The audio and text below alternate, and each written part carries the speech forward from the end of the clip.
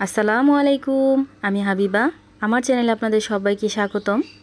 আজকে আমি তৈরি করব কলা পাতায় তালের পোড়া পিঠা। কিভাবে আমি চুলায় তৈরি করছি এই তালের পোড়া পিঠাটা, সেটাই আজকে আপনাদের সাথে শেয়ার করব।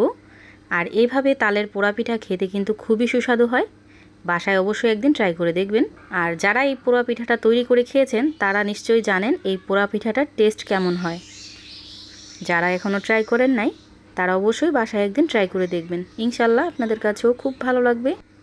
এই পিঠা বানাতে প্রথমেই নিয়ে নিলাম 1 কাপ পরিমাণ চালের গুঁড়া। এটা কিন্তু শুকনো চালের গুঁড়া।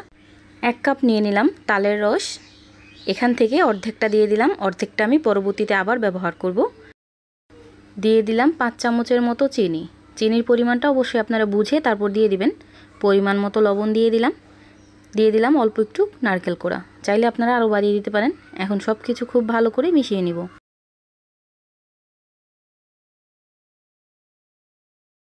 সব কিছু খুব ভালো করে মেশানোর পর যদি মনে হয় আরেকটু তালের পাল্প লাগবে তাহলে আরেকটু দিয়ে দিবেন। তালের পাল্পটা যদি পাতলা হয় তাহলে জাল করে একটু ঘন করে নেবেন। এই তালের পিঠাটা তালের গোলাটা একটু বেশি হলেই কিন্তু খেতে খুব ভালো লাগে। আর আমি এইভাবে গুলিয়ে নিছি। আমি ব্যাটারটা কীরকম হয়েছে একটু দেখিয়ে দিতেছি। একেবারে পাতলাও না, একেবারে ঘনও না। এখন আমি নারকেলের একটা মিশ্রণ তৈরি করব। এই জন্য এখানে 1 কাপ পরিমাণ নারকেল নিয়ে নিলাম। দিয়ে দিলাম 3 থেকে 4 চামচের মতো চিনি। এখন এই চিনি আর নারকেলটা খুব ভালো করে মিশিয়ে নিতে হবে।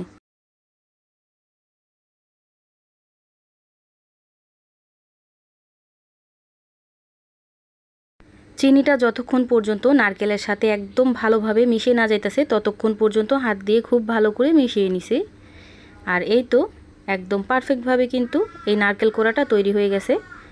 এখানে আমি কলা পাতা নিয়ে নিছি। কলা পাতাটাকে আমি এই সাইজের করে কেটে নিছি আর খুব ভালো করে ধুয়ে পরিষ্কার করে নিছি।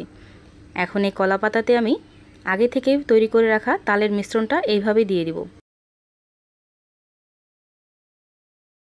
নারকেলের যে পুরটা তৈরি করছিলাম ওই নারকেলের পুরটাও আমি এখন উপর দিয়ে দিব। এরপর আবার আমি তালের ওই মিশ্রণটা দিয়ে দিব উপর দিয়ে। এভাবে মিশ্রণটা দেওয়া হয়ে গেলে আমি কলা পাতাটাকে একটু মুড়িয়ে দিব। এভাবে আমি একটা পিঠা তৈরি করে নিলাম। এখন আমি আরেকটা পিঠা তৈরি করে দেখাচ্ছি। একইভাবে আমি কলা পাতার উপরে তালের ব্যাটারটা দিয়ে দিব। উপর দিয়ে দিব নারকেল কোড়া। আপনারা চাইলে চিনি আর নারকেলটাকে খুব ভালো করে চুলায় জাল করেও দিতে পারেন। জাল করলে কিন্তু খেতে তেমন ভালো লাগে না, এটা অপশনাল, একেবারেই চাইলে দিতে পারেন, না চাইলে এইভাবে কাঁচাও দিতে পারেন। কাঁচা দিলেই কিন্তু খেতে খুবই সুস্বাদু হয়। আবার আমি কলা পাতাটাকে মুড়িয়ে নিলাম। এভাবে আমি সবগুলো পিঠাই কিন্তু তৈরি করে নিছি। এখন আমি চুলায় চলে যাব। চুলাতে একটা ফ্রাই প্যান দিয়ে ফ্রাই প্যানটাকে হালকা গরম করে নিছি। হালকা গরম অবস্থায় আমি পিঠাগুলো সব দিয়ে দিব। পিঠাটাকে দিয়ে চুলার হিটটা মিডিয়াম টু লো হিটে রেখে 5 মিনিট রান্না করে নেব। 5 মিনিট পর আবার ফিরে আসছি। এই তো 5 মিনিট হয়ে গেছে। ঢাকনাটা উঠিয়ে আমি আবার উল্টিয়ে দিব। এই পিঠটা কিন্তু একদম পারফেক্টভাবে হয়ে গেছে। এখন আমি উল্টিয়ে দিলাম। এখন আমি ঢাকনা লাগিয়ে ঢেকে রেখে দেব আবার 5 মিনিটের জন্য। 5 মিনিট পর ঢাকনাটাকে উঠিয়ে আবার একটু উল্টিয়ে এইভাবে চুলাটাকে অফ করে ফ্রাই প্যানে রেখে দেব। এইভাবে রেখে দিলে কিন্তু ফ্রাই প্যানটা যতটুকু গরম আছে ততটুকু কিন্তু একটু মচমচে হবে।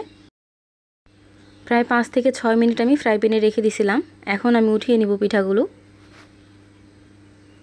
পিঠাগুলো কিন্তু একদম পারফেক্টভাবে রেডি হয়ে গেল। এখন আমি কলা পাতা থেকে ছাড়িয়ে নিব। এই পিঠাটা রান্না হওয়ার পর এত ভালো একটা ফ্লেভার আসছে যেটা না বানালে আপনারা বুঝতেই পারবেন না। অনেকভাবেই পিঠা তৈরি করে খেয়েছেন, একবার হলো কলা পাতার এইভাবে পোড়া পিঠাটা তৈরি করে খাবেন। ইনশাল্লাহ আমার মতো আপনাদের কাছেও খুব ভালো লাগবে এই পিঠাটা। এখন আমি এখান থেকে একটা পিঠা ভেঙে দেখাচ্ছি। এখনও যারা ভিডিওতে একটা লাইক দেন নাই প্লিজ একটা লাইক দিয়ে দিবেন। আমার এই ভিডিওটা যদি ফেসবুক পেজ থেকে দেখে থাকেন তাহলে অবশ্যই ফলো দিয়ে রাখবেন, আর যদি ইউটিউব চ্যানেল থেকে দেখে থাকেন তাহলে সাবস্ক্রাইব করে আমার পাশে থাকবেন। সবাই ভালো থাকবেন, সুস্থ থাকবেন। আল্লাহ হাফেজ।